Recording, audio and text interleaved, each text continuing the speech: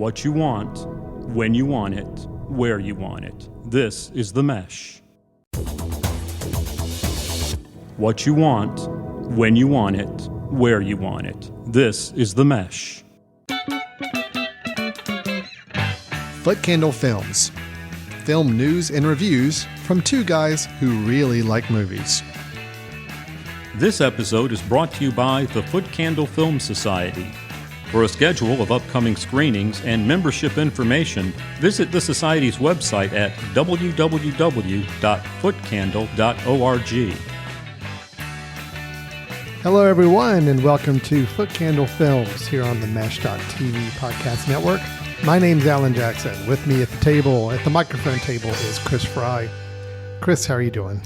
I am doing well. We are days away from starting the 2024 Foot Candle Film Festival. It'll be our 10th annual one.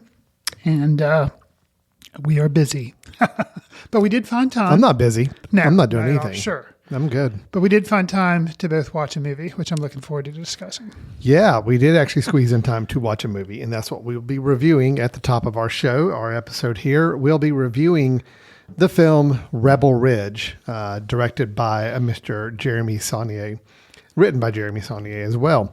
We'll be reviewing that film. It's a Netflix exclusive film, but we will be reviewing it here in a moment. After that, we have a couple of news items to share. I've got a couple of trailers to play for some films that are about to be released, both of them very, very soon, which is good. So we'll be showing you trailers. I haven't watched either of these trailers. I'm curious about both films, wildly different films, but we're going to talk about the two of them that we have.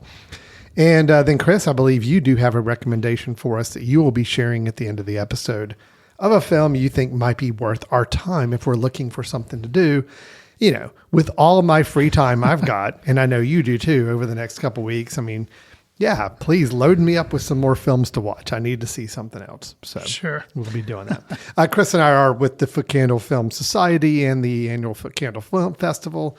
As Chris already mentioned, that's coming up very soon. We'll talk about that a little bit later in the episode. But let's go ahead and jump right into our main featured item on this episode, which is our review of the film Rebel Ridge. I need to report a crime.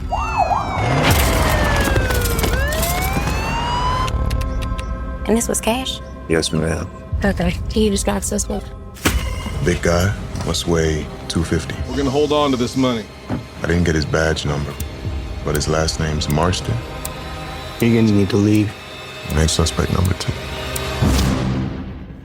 Alan, a couple of episodes back in one of our trailer tapas portions of the show where we discuss upcoming trailers of films that are coming down the pipeline, like we're actually going to do in this episode, we discussed Rebel Ridge. It was a new film coming out on Netflix from director Jeremy Saulnier, he of Blue Ruin, Green Room, both of which we reviewed here on the show.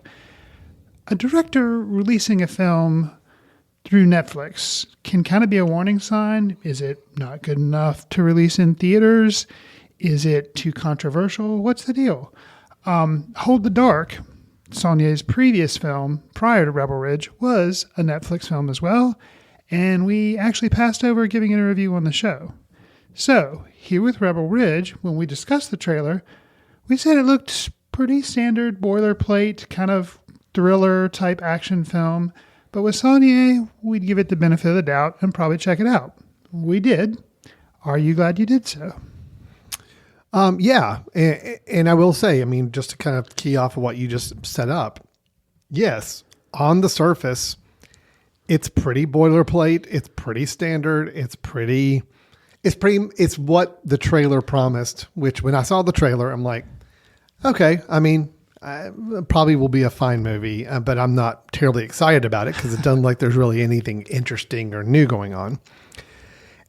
In its core, it's not. It's everything around that core that I think makes this movie work and work to where I really enjoyed watching this film. Okay. You take the performances, which I'm sure we'll dig into a little bit, especially the lead there, played by Aaron Pierre, playing Terry Richmond, the lead character in the story.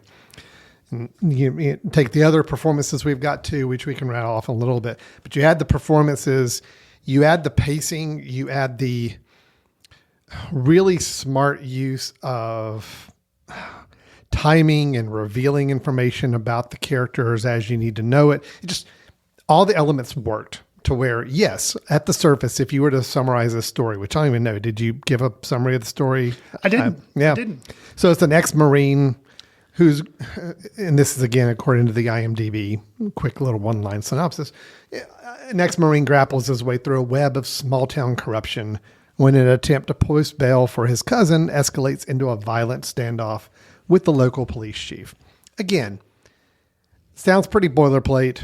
Guy in a small town. There's some corrupt police force. The guy's going to have to fight against it. Okay. We've seen that. We've seen that plenty of times. But I think with the chemistry mixed in with this film, the performances, the direction of it, just had just enough interesting turns and enough interesting plot points to kind of really keep me engaged. It elevated this film above what I think the synopsis and what even the trailer showed us. So Sure. I really did like Rebel Ridge. I've got plenty of things to say about it. But Chris, what's your thoughts on this film before we get any deeper? So kind of behind the scenes, last week when we reviewed Beetlejuice, I asked Alan, hey, what were you thinking about reviewing for next week? He's like, I don't really know. Not really sure about any of the new releases. I was like, well, would you want to review Rebel Ridge? It's on Netflix. With our busy schedules, it'd be easy for you to catch. And you're like, yeah, let's do that. I was like, okay. The reason I'd asked is because had you not said, let's do that, I would have recommended that on last show instead of A Quiet Place. Because I'm a pretty big fan of the film. Obviously, that's why I chose to, almost recommend it. I really like the film, and I think a lot of it, who knows, we often talk about expectations on the podcast. I do like the director. I've liked his previous films, but I still, because of the trailer, it did the exact opposite of what trailers usually do. They build you up. But I was like, yeah, it looks okay.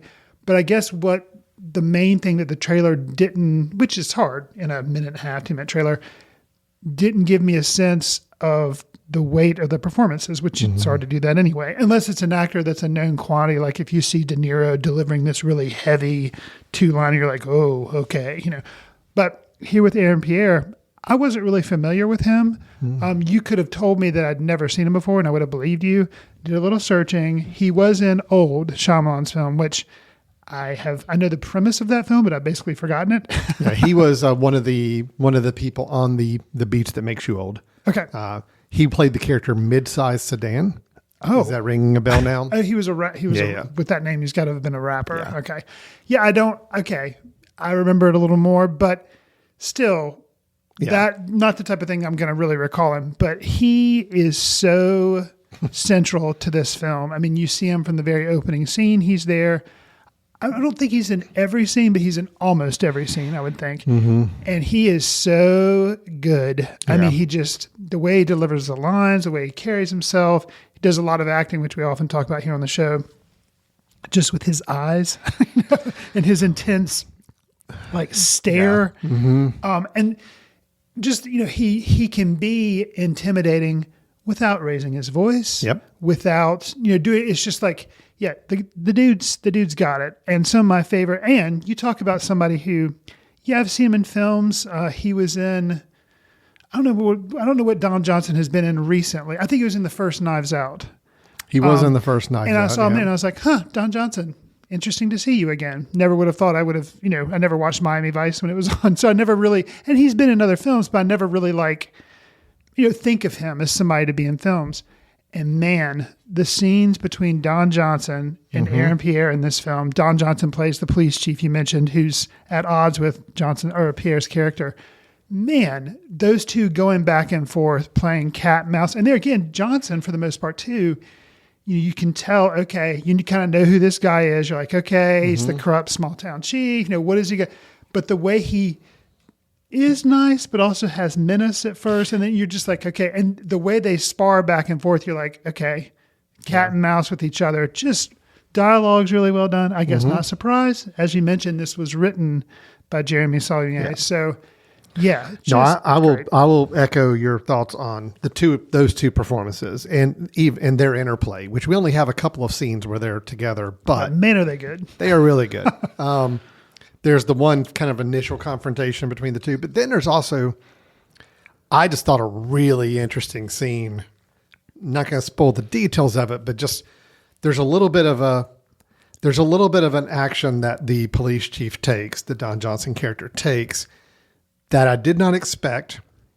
It's almost in a manner of trying to diffuse a situation and trying to satisfy things. Right. And I'm like, wow, okay, yeah, that's pretty good. Almost like he's taking the high road in a way. Yeah. But there's going to be something more to it. But still, Right. just that scene, the way it played out, and you even saw the lead character, Aaron Pierce character, kind of also having to process what's happening in that scene as well. Like, you constantly are seeing in Aaron Pierce's face as Terry Richmond, the lead character, constantly seeing in his face processing. It's like, okay, I know what this probably means. I know what they're trying to imply when they say this. I am now trying to think about my next steps. He even lays it out for the Don Johnson character in one scene. Like, this is my thought process. This is kind of a chess match. This is the way it works. Happening. We're at this point.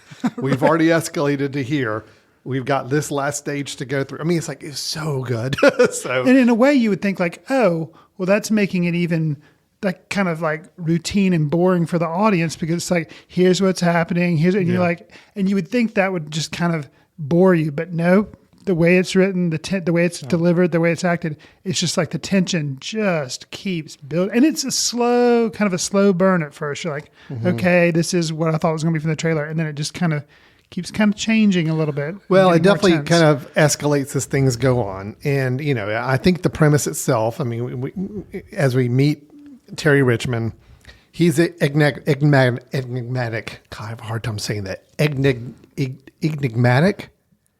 Now you've got me quite. How do you say that, Chris? Well, it's enigma and then Right. enigmatic. Enigmatic. But it is kind of a tough That one is to a tough roll word. off the tongue. Okay. Yes. Enigmatic character. In that we know very little about him. We learn a little bit almost as other characters learn about him in, I think, kind of funny ways as well. And, but at the same time, yes, some people could watch this film and see him as an action hero because he does get some scenes. I mean, he does have some skill sets that play very well into an action. Kind of like a Liam Neeson have a certain set of There's skills. a little bit of that. Sure. But I think it's a lot deeper than that. I think this is a character that I'm not advocating that they should do this because I think this movie is a good standalone movie. Doesn't need anything else. Yeah. Hopefully there's no sequel. But coming. Yeah, right. no, I don't want a sequel necessarily. But if you told me that there was going to roll out a series of films with the Terry Richmond character as the lead Okay. in just different scenarios, almost like a John McClane Die Hard. I was like, oh, where is John McClane getting dropped into now that he's got to deal with? I totally would be on board with it. I see that. As long as Jeremy Saulnier was the one doing it. Okay. That's the thing, is it has to be that combination because I've got to know that he's in the hands of that same director and writer to do it. But anyway, yes, really, really love the performances there, especially those two lead characters. I will say too, Anne Sophia Robb as Summer McBride. She plays someone working in the city offices and the legal area of the offices. Kind of becomes a little bit of an assistant to him or a little bit of a supporter to Terry's efforts. But also herself, you start to learn a lot more about her. And there's a lot of interesting details with her. And the way she gets really brought into that plot, I thought was really fascinating and also an interesting subplot. So, there's great, strong performance there too. I was also taken with her performance. And I think what made it stronger for me too was, okay, if we put aside, like, when you see a female character and is introduced, you're like, okay, there's going to kind of be a little bit of a relationship there, maybe a little bit of not love triangle, but just a love interest, And I was like, okay, here we go. But no, and I was confused at first because I was like, okay, she just seems to like, want to be nice to this hunky man who came in. You're like, okay, I kind of feel like I know where this is going, but no. And then, like you've kind of alluded to, without spoiling anything, you kind of see the reasons why she does feel the need to help somebody. And then it's like, okay, got you. And it's like, it's much more well-crafted than your run-of-the-mill police, action crime thriller. It's much more well thought out and plotted than that. And that's what was so rewarding upon watching. And yeah, I agree. Her character was, and the actress, Anna Sophia Robb playing, was it Summer McBride? Yeah, was great. Yeah. I did really enjoy the film. I will say, just because I feel like, I got to give equal sides of the coin on films. And, there's a lot of films I have kind of trashed in the past, and I always try to find something good to say about it. Well, this is a film I've got a lot of good to say, but if I had to say that there was something that didn't work as well for me as I'd hoped, it was the ending. Oh, completely disagree. I think the ending was a bit contrived, and that it didn't, and I'm talking about the very ending, like the final action being taken by people around our main characters. I just didn't quite buy, based on everything I'd seen for the last hour and 50 minutes of the film. Just didn't quite buy the characters' actions to try to help close the film. I hear what you're saying, but I completely disagree. Okay. I will say the final, you mentioned action sequence. I'll just see if we're talking about, I'm pretty sure we're talking about the same one, but a final car chase that ends up being kind of a hopeful view of humanity. Not what I expected from an action film, much less a Saulnier film, which typically is kind of bleak. But in 2024, exactly what I needed. And the very final scene, not the action scene that precedes it, but the final scene, it's dialogue free. Yeah. And I thought it was a perfect grace note for a film that was filled with all this tension. And then you have that final action scene. And then this was, but in a good way, kind of like a balloon slowly letting the air out until you go to the credits. And I thought I agree with you on the last scene. Awesome. I liked the last closing sequence shot where it ends with the character before it cuts to black. Thought that was good. All right, yeah. You and I can disagree about the final car chase. Yeah. I just I felt a little differently about it. But fair enough. Yeah, it's that was my only complaint with this film. That's really it. And that's not even really a complaint. Just I was a little iffy on the ending. But overall, everything else in the film worked for me really, really well. I think from a directing standpoint, I just want to comment too. We've commented a lot about dialogue and kind of the writing involved in the film, but this is not a flashy directed film. There's no huge visual flourishes that really stand out, but it works for the story to tell. I just felt like I was in the hands of a very good visual storyteller. Sure. Telling me and showing me what I needed to see, showing me it in a way that made, tension build when it needed to build tension. It worked. So it's hard to describe the direction here because it is so straightforward, but it's straightforward in the most effective possible way you can imagine. Well, and I'll say maybe in addition to the performances helping you believe what's happening on screen, and it helped me believe all of what was happening on screen, even the final action scene that we talked about. But I think the way it was shot and the way it was directed, I think just helps deliver the material. So I think, I guess not a flashy job of direction, but one that worked. I will say if there was one, I'll say scene that maybe was a little, not flat, but a little, it really kind of stood out because I haven't really seen anything like that before. There's kind of a standoff confrontation in the parking lot of the police department and kind of the closeness of that and what all was going on. I was like, whoa. And it was like the proximity of the characters who were, facing off of one. It was like, and the way that was kind of directed and shot and handled, I thought that was pretty unique. That stood out to me as something I hadn't seen before. I guess in a way it was like a police standoff with lots of characters, like something you'd see in like a John Wick movie where he does like some of the close fighting or whatever. I guess similar to that, but still it was unique enough that I was like, that's kind of interesting. So, but yeah, I would agree that direction, even though it's not like a flashy type job, it was well done. Yeah. So. I just call it just couple more performances that we hadn't really mentioned yet. David Denman as Officer Evan Marston. So one of the two officers working for the Don Johnson police chief, thought was really good. Again, I feel like a broken record, but I'm just saying, performances really good. Performances were good, yeah. Emery Cohen as Steve Land, another officer. The two of them are kind of the ones where this whole plot starts kicking off. And I think an opening scene that I thought was pretty, scary as all get out and horrific. Yeah. I think I can at least explain this. It's in the first 2 minutes scene, of the movie. Sure. We're following Terry. He's riding a bike. He's got his headphones on. He's listening to like heavy metal, thrash metal type of stuff. Which I And- think Sonia is kind of a fan of that Yeah. style of music. So it's So- kind of like a tip of the hat to. But he's just traveling down the road, and then you see he's got his headphones on, so he's not able to hear anything. And you just see it's this wonderful shot where you're like straight on with his face, but you're seeing this police car behind him, kind of weaving back and forth, trying to get his attention. And of course, he's not able to hear them. And then everything's going. You think you know where this is going, but all of a sudden that police car just kind of bumps his bike to the point where it's a pretty horrible crash. Yeah. For him.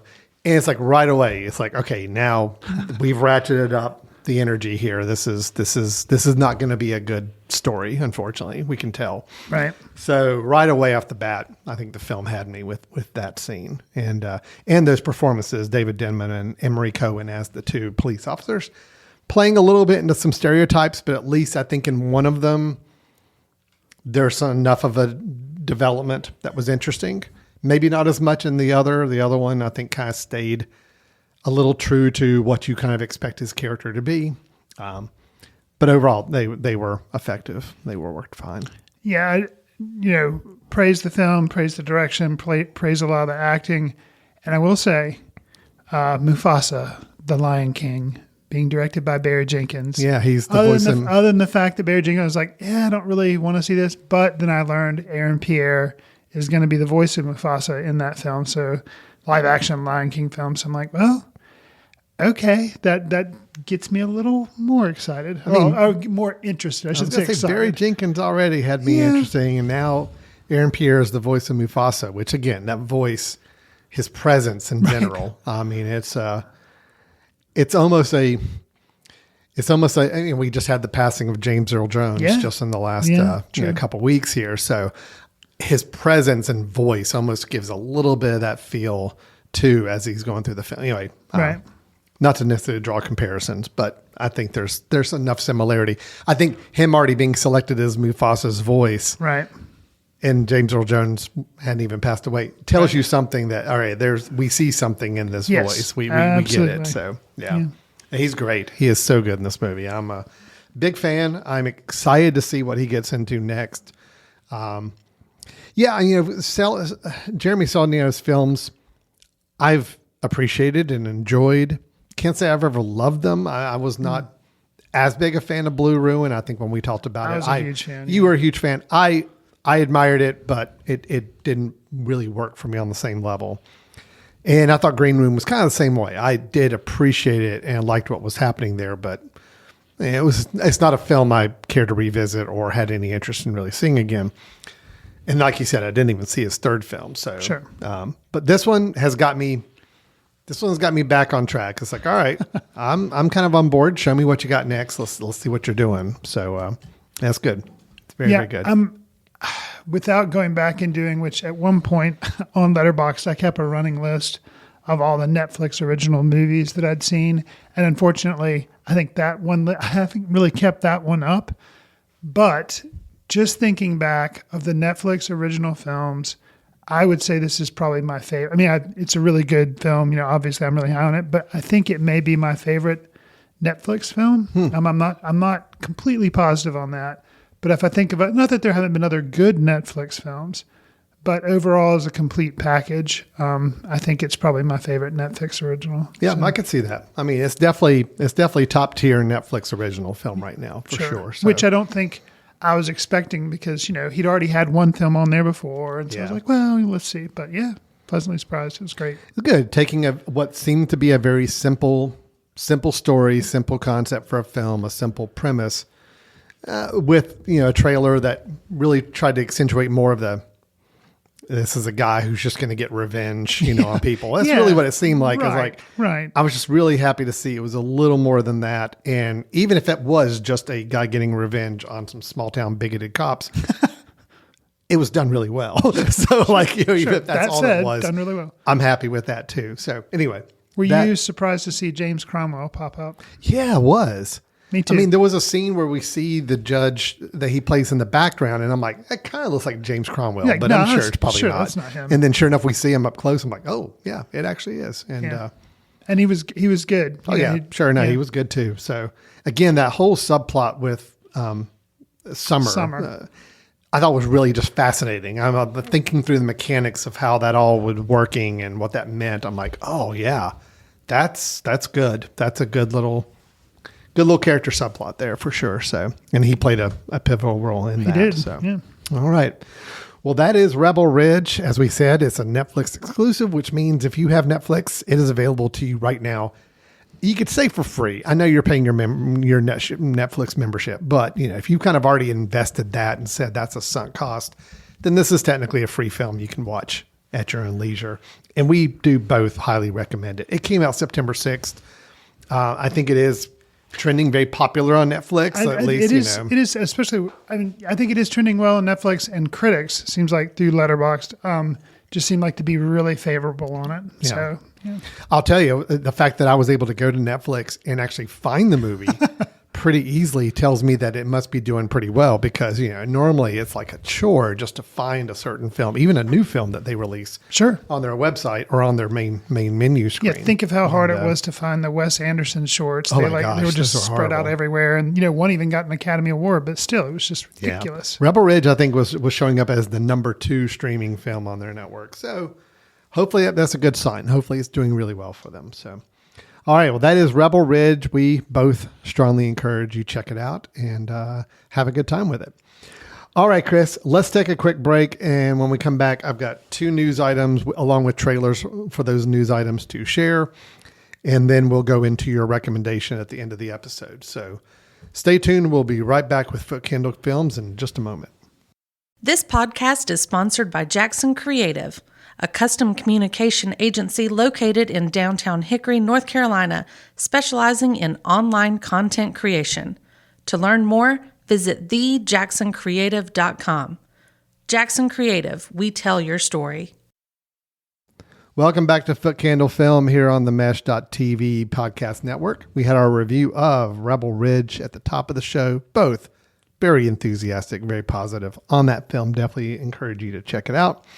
Let's talk about a couple films that are coming out very soon, Chris. A lot of times in our news, we're talking about films that may be 6-9 months out, if not longer. Maybe they're getting announced. These are 2 that, they're done. And one of them actually is getting ready to roll out like in another week. The other one I think is going to be a little bit closer to Halloween, which makes sense. And we'll get to why that is in a minute. But let's talk about these 2 new films and get some thoughts on it. And we're going to play the trailers for them, which I have not seen the trailers for either of these. So I'm kind of anxious to see how these are looking. First up, this one I think sounds fascinating. It's a documentary, and it is called Will and Harper. So the Will in that title is comedian Will Ferrell, who I've heard of him. Big fan, like Will Ferrell quite a bit. The Harper in the film is Harper Steele, who was a former Saturday Night Live head writer. That's how they met, right? Yeah. That's how they met. They're best friends. And the background of the story is that a couple of years ago, Harper Steele wrote a letter to closest family and friends saying that she's come out as a trans woman. Okay. So the idea is that supposedly Harper Steele really likes to drive across country alone. She always has, kind of throughout her life, always just enjoyed traveling alone. But now that she's made this announcement and made this decision, has come out as a trans woman, she's unsure of what it's going to be like, that experience. So Will Ferrell, best friend of her, suggests that they drive together from New York to California and just see what happens. So that's what the documentary is. It is called Will and Harper. I have not seen the trailer. I'm kind of curious to see how it sets up, but let's watch that and we can talk about and see what we think this film looks like. So, all right. And this is a Netflix exclusive film also, just to kind of keep it in the wheelhouse with this episode. So, hi there. I'm Will Ferrell, one of the greatest actors in the world. A long time ago, back when I was at Saturday Night Live, I met a guy who was hired as a writer the same week I was hired. He wrote a bunch of sketches for me and eventually became the head writer of SNL. And over the years, he became one of my closest friends. And then one day, I got this email. Hey, Will, something I need you to know. I'll be transitioning to live as a woman. all right. So that is coming out on Netflix September 27th. Will and Harper. Oh, yeah, dude. Chris wiping tears away. Yeah, that got me. That got me pretty good. All right, that's just the trailer, Chris. That's just the trailer. So, So can we unfortunately, even expectations- do a 90-minute version of that? Well, here's the thing. We all know Will Ferrell's funny. Duh. It appears Harper is also, I mean, they said writer for Saturday Night Live. So you figure, okay, but what I think is going to help this from being just heavy-handed and over the top is the fact that both figures in the title, Will and Harper, have a sense of humor and they know what they're doing. And they're, of course, trying to communicate a message about understanding, but they're still going to allow it to be funny, which, a lot of people have said, if you're trying to communicate a message, one way, do it through laughs, do it through comedy, because that is easier for people to come around to. So yeah, it looks pretty good. Yeah, and I mean, and just the fact that I know it's just a trailer, and Sure. but picking up on the relationship these two have, just reading into it a little bit more. Supposedly, and again, this is what they, how much you buy. That when Will Ferrell joined SNL, he wasn't. I remember those first couple years he was on SNL. He wasn't the big star. He wasn't, he wasn't like this huge legend from day one. Right. But Harper Steele, the writer, was actually one who saw Will Ferrell and was like, "Hey guys, this guy's something here. These guys are something there. We really need to get him in things and write things for him or whatever." So you kind of feel like there might be a little bit of a, Will obviously has a friendship with Harper, but it may even be a matter of Will kind of credits Harper for a little bit of his success as well too. So that just adds a little bit more of an element to this whole thing. And it mentioned in the trailer too, but something, of course, I was not aware of, I think Andrew Steele and then Harper Steele. Right. Wasn't aware of this person.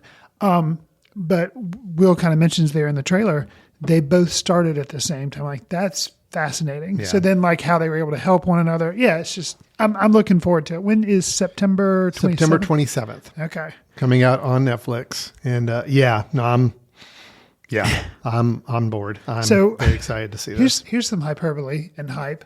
Not having even seen the documentary yet, I'm wondering if it'll be what I'll say at the end of the year, the best Netflix original documentary that I've ever seen. Okay, we got to like I said, hyperbole. You're having to have different categories now because you just said Rebel Ridge was in the top tier of Narrative. best Netflix dramatic films. Right, I guess. right. But you're going to separate between documentary and dramatic films now. So you're getting, I know. Riding high on the hog with and I haven't Netflix even seen it, originals but right now. I hope it's good. I should lower the bar and say, but I hope it's good. So. I will say everything I've heard from some festivals it's played. Actually, I think Toronto it played, and it did walk away with some awards at the Toronto Film Festival. So, not to build up expectations, but I don't think this is going to be a disappointment of a film. Gotcha. We'll just see how good it turns out at the end of the day. And now, Alan, because we did do a little bit of pregame, you told me kind of the trailers we were going to be doing. Now you're about to really. Now I'm going to bring you down. I'm afraid you're about to bring me down. Well, And maybe. now- I don't know. Think you're going to make Your me. Think you're reaction going to make when- me angry. Your reaction when I even mentioned that we were going to talk about the new version of Salem's Lot was funny enough. Just I want to hear more about Chris's resentment of the idea of this film being remade or what's going on there. But let me set it up, and then I want to get your thoughts. Salem's Lot is a one of Stephen King's novels, Earlier novels, early yeah. 1975 novel. Already had a movie made out of it. It's had two versions. Oh, okay. It had a miniseries on Miniseries. CBS. Okay. Like a TV miniseries back in 79. Okay. And then there was also another version that came out. When was it? On TNT Okay. back in 2004. TNT had Rob original. Lowe. Had Rob Lowe in it. Okay. I don't think anybody really remember that very much. So there's been two different versions. Okay. Never told as a singular movie. Okay. It's always been as like a little Okay. mini series. Okay, clearly, I've never seen either one. I just knew something had been made of it already. Right. Okay. So now we have a movie coming out. It is by the writer of the film Annabelle, the writer Gary Dauberman. And it is going to be starring Lewis Pullman. Lewis Pullman is the son of Bill Pullman. Okay. Lewis Pullman was in a film we I saw know who Bill recently. Pullman is. Hold on. There was a film we saw recently that Lewis Pullman was in, and I'm trying to remember what that was. If you give me just a second, And I've I'm never- texting our intern to have them look it up for us. I have see- seen the original film that started the Annabelle stuff, and the original one I thought was good. I haven't seen any of the follow-ups because I don't know, it just didn't bother. But the original film that started the whole Annabelle doll, Annabelle was just like a figure. But yeah, that the writing doesn't give me a lot. And it's writing and directing. Let me get back to that and I'll Okay, clarify but that yeah, for you. in tell a me about second. Lewis Pullman. Lewis Pullman was in Bad Times at the El Royale. Oh, okay. Probably a small part, but he was in that. I did like that film. He was one of the pilots in Top Gun Maverick, which I'm sure you probably got a can't believe I didn't poster remember. hanging up in your room Sure, of him. Sure. And most recently, he was in the film Skincare, which we haven't talked about. That's the Elizabeth Banks. Okay. Also in the TV series Outer Range. So that's kind of his background. Okay. But Lewis Pullman, the son of Bill Pullman, is in this Salem's Lot remake. Let's see. Who is directing it? Is it Doberman directing it? I'm looking to find out because I thought but he wrote it. Okay. Yeah. The film also is going to star Mackenzie Lee, Bill Kemp, Alfre Woodard, Treat Clark, and John Benjamin Hickey. Okay. So that is going to be the cast of the film. This is a Max original film. Okay. Directed by Doberman. So But Doberman is writing and directing the film. But it is a film instead of a series. It is a film. Okay. Going to be on Max. I think it's going to get a very limited theatrical release and then go straight to Max for distribution. Okay. Doberman wrote the script for the two Stephen King adaptations, It and It Chapter 2 also. Okay. Yeah, I know. First It, okay. Second one, didn't like as much. He didn't because Machete directed it, but yeah, okay. Yeah. And he's known for several spin-offs on the Conjuring franchise, such as Annabelle. The Annabelle- Conjuring. Okay, so the Annabelle original Conjuring. Creation and The Nun. So he's all in the horror camp. Yeah. He does have some Stephen King cred and background with him. James Wan is going to be a producer of this film. Okay. So, all right. All that mixed in. Are you ready to see the trailer and see how we're going to feel about this? Sure. Do Hopefully we need to it's- talk about what Salem's Lot is? It's vampires. Vampires. Yeah. It's a guy, Ben Mears, played by Lewis Pullman, moves back to his hometown of Jerusalem's Lot to write a next novel. He's inspired by an experience he had, but it happens to coincide with the purchase of his house, an ancient vampire using his human familiar to turn the citizens of the town. So it's vampires. All right. Yeah. So here we go. Let's watch the trailer for the newest version of Salem's Lot. I've always written stories about things that are so terrible. You'll run away until your brain won't remember. So why did you come back? I'm here for research. What exactly, though, are you researching? All right. So that is the trailer for Salem's Lot, the 2024 version, coming to Max on October 3rd, I believe was the date. So just in time for prepping for Halloween. Sure. Chris, you are a fan of Stephen King's work. I am. You've been a little more critical of some of adaptations, ones that you like, don't like. Sure. You have opinions and feelings. I know this is just a trailer. It's hard to judge a film completely off of a trailer.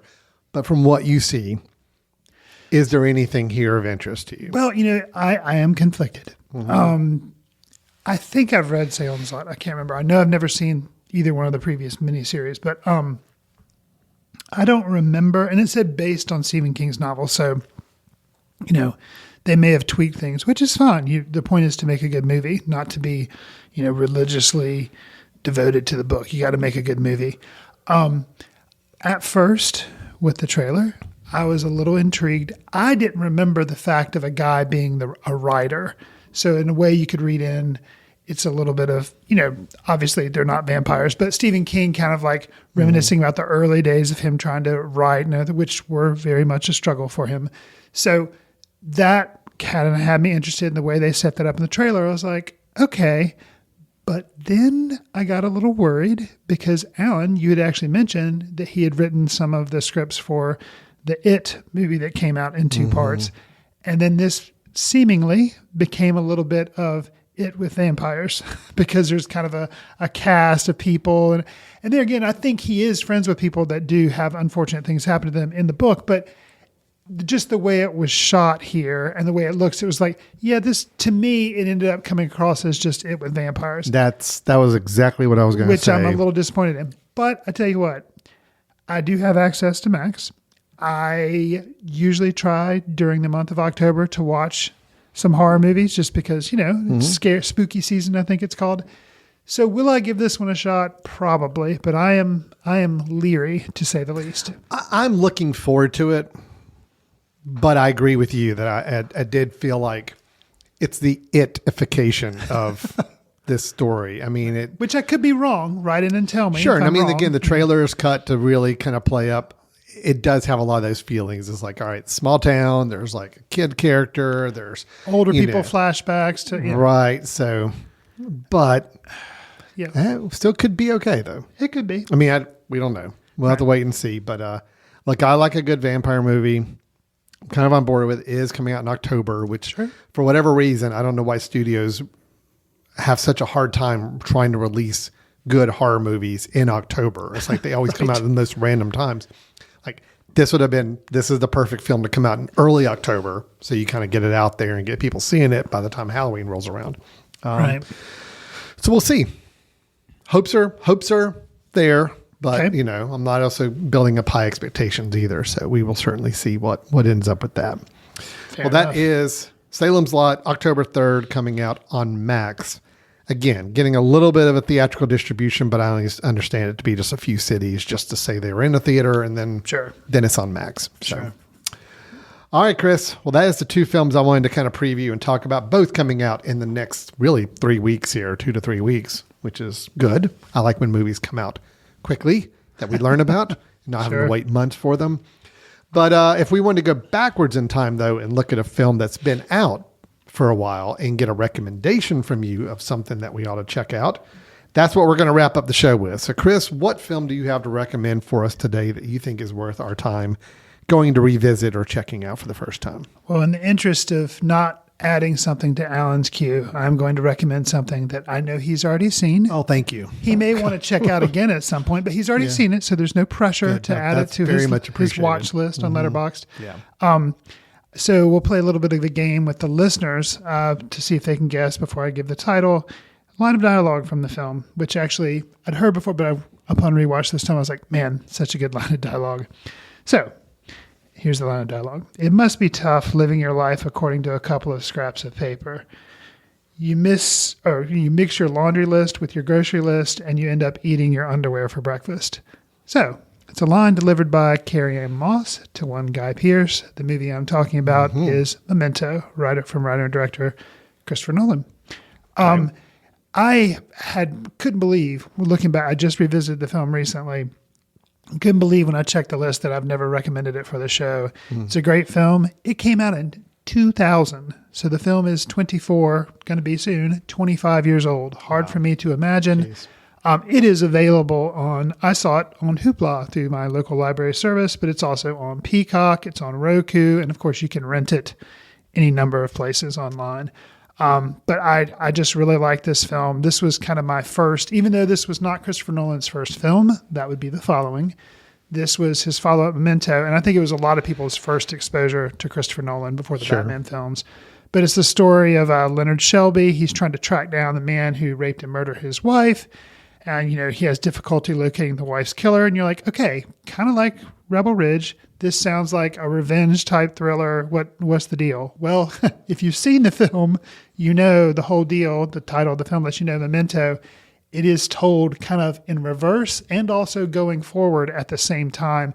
Leonard Shelby has memory problems. So he gives himself tattoos. He writes down copious notes, and he takes Polaroid pictures because he has a type of retrograde amnesia. They explained it in the film, where he just can't form new memories. He can remember certain things up to a point, which is the death of his wife. And then he has problems remembering anything after. So it is convoluted to say the least. Every time I watch it, which according to Letterboxd, this is the third time I've watched it. Of course, who knows how many times I watched it before I started logging things in Letterboxd. But I still find things I'm like, okay, that seems to, there are a lot of gears, a lot of moving parts, but every time I watch it, it seems like it actually seems to work better and better. Because first time through, you're kind of, in a way, It's a little bewildering. It's a little bewildering, but in a way you can kind of give it a pass because you're like, oh, I realize that one angle, black and white, is moving forward. The color angle is moving in reverse. Yeah. But then things blur and it just gets confusing. So the more you know what's going on and you know characters' motivations, it just makes more sense. And I find it to be more satisfying. And unlike some other films which we've talked about, I can't remember the one we didn't review it on the show. Just recently came out this year. I'm actually going to look it up because I want to mention it. Let's see, what was the name of it real quick? Oh yes, Strange Darling, a film that came out this year. We were going to review it for the show, but then we passed. Strange Darling is an interesting film, shot really well, got great cinematography, but it's kind of a gimmick where things are told non-linearly, kind of like Pulp Fiction, kind of like Memento. But the difference for me is, speaking with Memento, is this film, I can watch it multiple times, and it's not, even if you know how to do the magic trick still works. Mm-hmm. And I have only watched Strange Darling once, but even when the film concluded, I was like, yeah, okay, but it just wouldn't hold up for me if I watched it a second time. Whereas this one, yeah, I've at least watched it 3 times. Holds up every time. Okay. So Memento, Christopher Nolan, kind of your atypical, I guess, crime thriller type movie. But it's good, and it's playing almost anywhere you can. No, it's great. I enjoyed it the first time, although first time viewing, yeah, it was a lot to process, and I still had a hard time wrapping my head around it. But I do think it probably is rewarding a second and third viewing for sure. So, but I mean, even on first viewing, you just have to admire the craftsmanship at play with the storytelling and I mean, as we've come to learn with Christopher Nolan, he obviously is able to take these really, really detailed, complex situations and display them on film. They still are complex and detailed, even in the film, but he just has a really good hand in at least delivering it in the most acceptable way possible, even though, I mean, a movie like Tenet, it's probably, that was the biggest extreme example of where it was just such a high concept that it was just, maybe just didn't quite hold up when you really try to think it through. Memento, you can kind of go back and see. So Memento, surprisingly, is actually a simpler movie than Tenet, but it still takes some time to process. And I like movies where it rewards a second viewing. It rewards another viewing to kind of follow the storytelling path. Sure. So, yeah. I'll say something too that stuck out to me on this rewatch. Christopher Nolan, I've never thought of being, I like his films. I'm being on board saying that, but I've heard people say they seem cold, calculating, and I can say, oh, well, okay. But with this rewatch of Memento, I was actually struck by, like I read that line of dialogue, how funny that was. And there are a couple of other times in the film where there's actually some funny little things. Now, overall, yes, the film is dark and, we're talking about, drug dealing, people having killed his wife, revenge, very dark stuff. But there are moments of kind of humor, which if somebody were to say, are there moments of humor in Christopher Nolan's movie? They'd be like, not that I can think of. But there are some here. One other one I'll just call out real quick. Because of his memory problem, there's one time when a scene starts and he's inner monologue. He's like, I'm chasing someone. Why am I chasing them? And he actually catches up to them and he's like, oh, wait. And the person starts, he's like, no, they're chasing me. And he turns around, he starts running the other way. Yeah. And it's like, but it doesn't take away from the film because that is something you could see with his confused state that would happen. But yet it just gives you just enough of kind of like, that was funny. So that the whole film is not a slog, if that makes sense. Right. And I'd forgotten that there were those little moments of humor in Memento. That's awesome. That's funny. Well, good recommendation. So that is Memento. Watching it, I mean, is it streaming anywhere or do you just have to rent it? It is streaming on the Roku channel, Peacock Plus, Hoopla. I got to check it out for free from the library. But then again, I'm sure you can rent it. 3 cheers for Hoopla. Places. So that's right. Good job. All right. Lots of ways to see it, sounds Yes. like. Just do a little search on your whatever device or ways you watch things and see what options you have for watching it. So Absolutely. good. All right. Well, I think that wraps us up for today. Our review of Rebel Ridge, our previews and discussions about the new Salem's Lot, as well as the documentary Will and Harper, and then Chris's recommendation of Memento. Chris, you teased at the beginning. We kind of talked about how busy we were right now, kind of prepping for the festival. Sure. Our festival, as of this recording, technically gets started in just 4 days' time. Yes. How? What can we tell people about the festival? How can they find out It's going to be more? amazing. And if you want Yeah. to find out more information about it, you can go to footcandlefilmfestival.com. We have the listings of the different films are going to be showing. It'll be a good time. It's our 10th annual. It runs from September 20th to the 29th. Most of the films will be taking place at the Hickory Community Theater, but we do have an outdoor screening at the Hum with some music playing beforehand, which will be fun. We do have some screenings of children's films from all over the world that'll be showing that are specifically geared to children. That'll be playing both at the community theater screening. There's also going to be one at the Carolina Theater that's in downtown Hickory. The children's films, both of those screenings are actually free.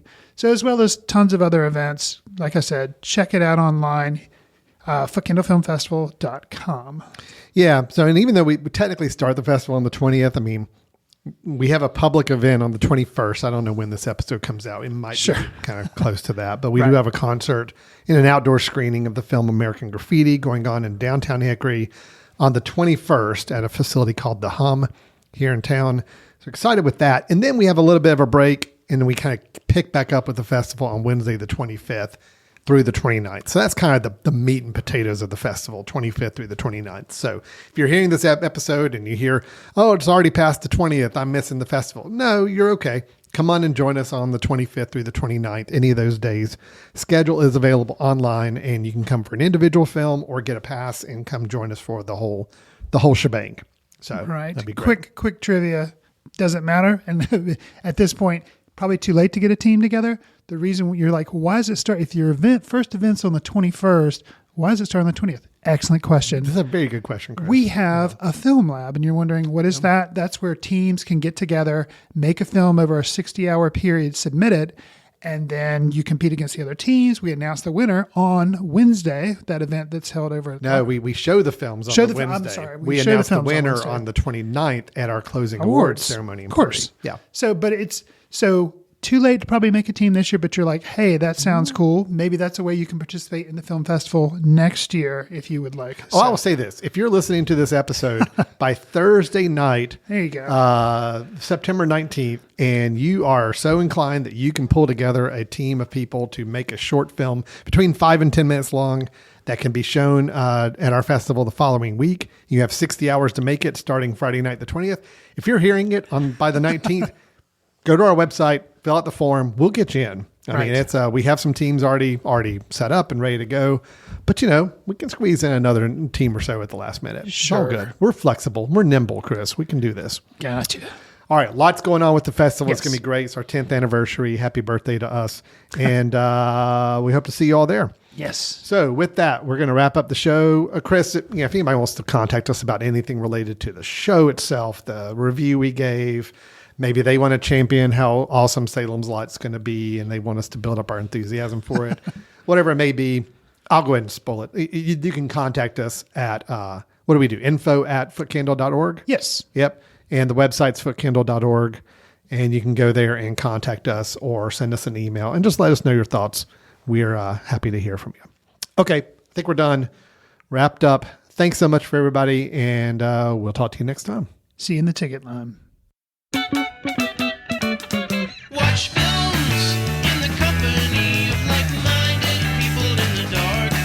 Watch films in the underground. We won't let anyone know where you are. The films that don't make it to Carmike at the mall, or ones that were famous when Grandpa would watch films out of the reverence of the heritage of an art.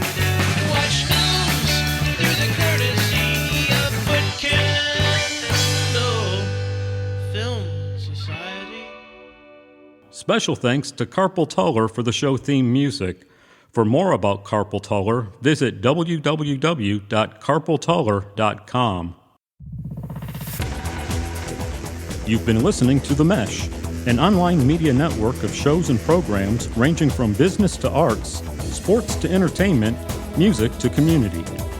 All programs are available on the website as well as through iTunes and YouTube.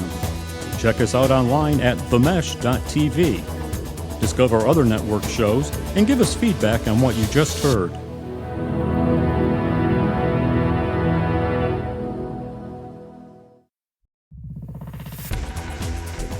You've been listening to The Mesh, an online media network of shows and programs ranging from business to arts, sports to entertainment, music to community.